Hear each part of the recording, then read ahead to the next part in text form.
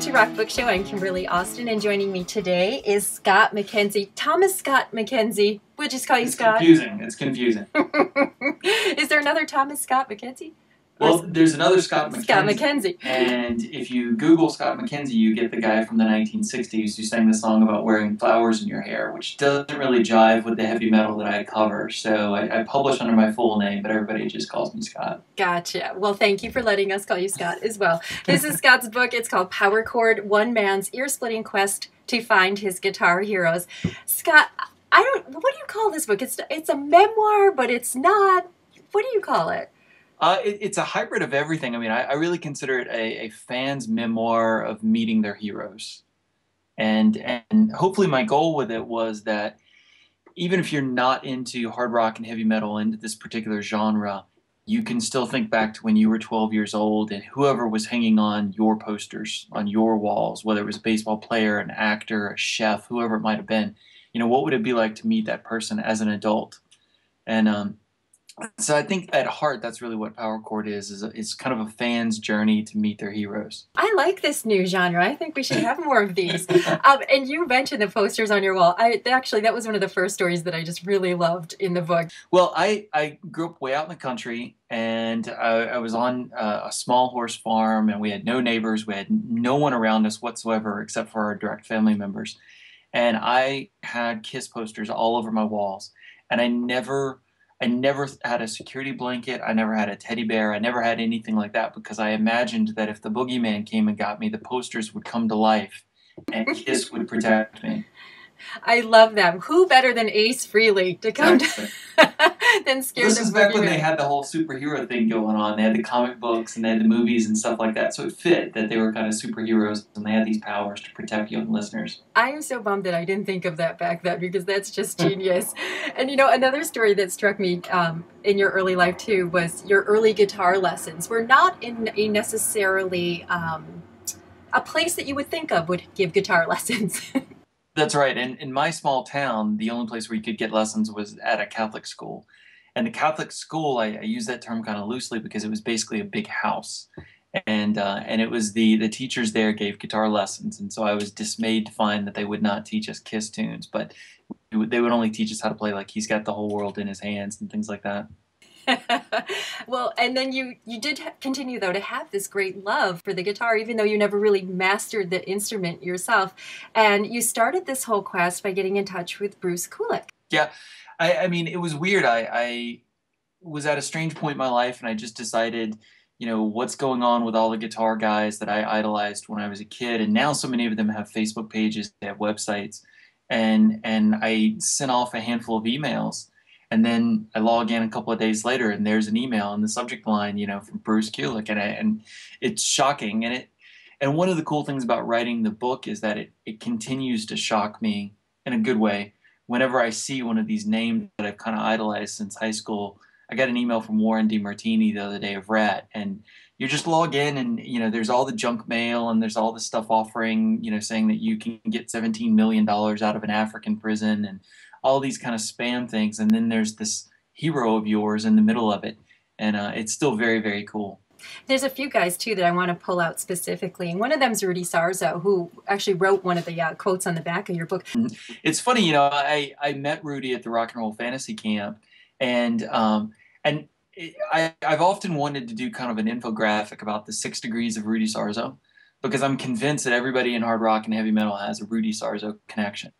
And you start piecing it together, and between his work with Ozzy and Quiet Riot and Whitesnake and all the other bands he's been in, he's played with everybody. And so although I never really considered myself to be that much of a kind of an obsessive about the bass as I was about guitar, it's still, looking back over my life, I kind of feel like Rudy's always been there in a way. Yeah, he's one of those just all-around nice guys, isn't he?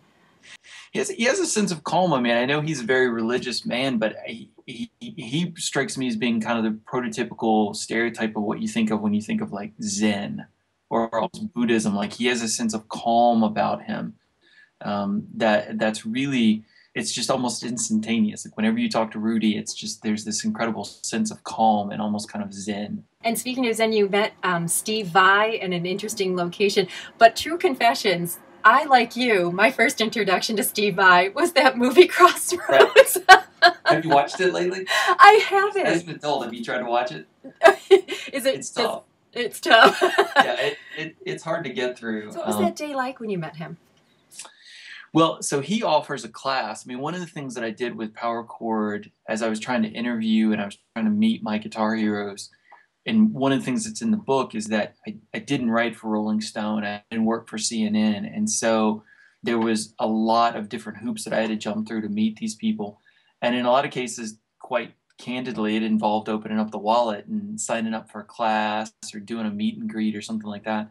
And Steve Vai offers this Alien Secrets masterclass. He's done it a number of times. And I had seen him in Southern California right around the NAMM show one year, but he happened to be teaching the same class at this place called Kripalu in Massachusetts. That's a yoga retreat. And it was a 3-day event. And so I was just like, 3 days with Steve Vai, how can you beat that? And how's your down dog? Oh, I'm the world's worst yoga person. I've got the flexibility of like a 90-year-old corpse.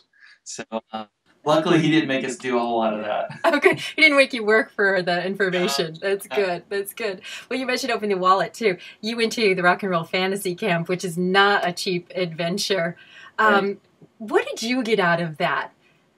Everybody was just really, really cool. And what I got out of it was the proximity to these musicians, and people that you don't even necessarily think of. Kenny Aronoff, the drummer, came in, and I kind of took a step back. I said, well, let the drummers, hang out with the drummer. I mean, they're going to be more into it than I am. And he starts telling this story about playing with John Cougar Mellencamp, and he starts telling a story about playing Jack and Diane. And you're like, yeah, that's kind of cool, that's okay. But then he does that drum fill, that break in Jack and Diane, and you're like, oh my God, that's that. Like, it just hits you. Or I would never consider myself to be that big of a Heart fan, but Howard Leese was at the camp, and he's 5 feet away from me, and he says, well, here's the Barracuda riff, and he goes, dun dun dun dun dun.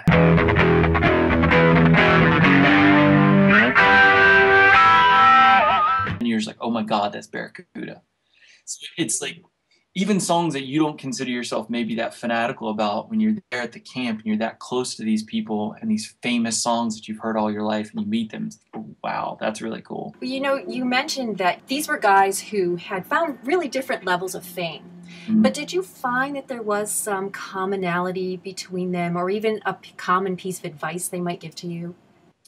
Well, partly why I wanted to write Power Chord was to give a certain amount of respect to these musicians, because for years people had always said, oh, that guy's playing to a bar and there's 50 people in there, he should just give it up.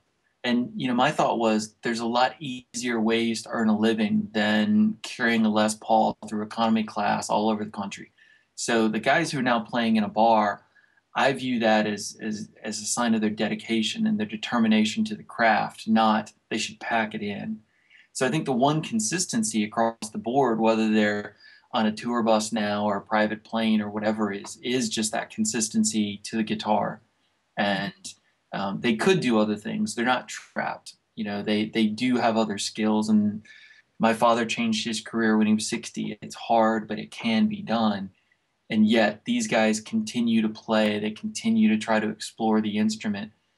And they will all tell you, I'm just a beginner. That was the other kind of consistency, no matter who they are. Steve Vai kind of plays it off like, oh, I'm still learning kind of thing. And he feels that way. I don't think he's being disingenuous when he says that. So they're all really dedicated to the instrument, even if it's been 30 or 40 years that they've been playing it. And how about you now? Dedicated to the instrument or still a beginner? I'm definitely still a beginner. And what I can do is I can do just enough to know how little I can do. Like now I can really truly understand how great these guys are. Yeah. And what's your next adventure? Started a novel right now, and my first book was a weird sort of celebrity memoir where I was the ghostwriter for Bozo the Clown.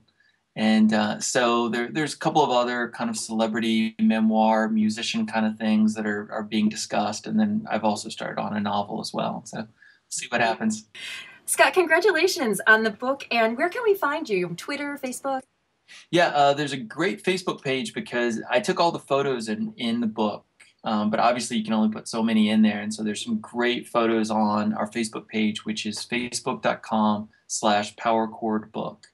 And there's quirky backstage photos, just weird things. I was with LA Guns in Minneapolis, and we turned the corner, and there are these guys in 1920s kind of F. Scott Fitzgerald jazz age costumes playing croquet, just on a random Sunday. Great, fantastic. Scott, thanks so much for being here today. Appreciate it. Thank you.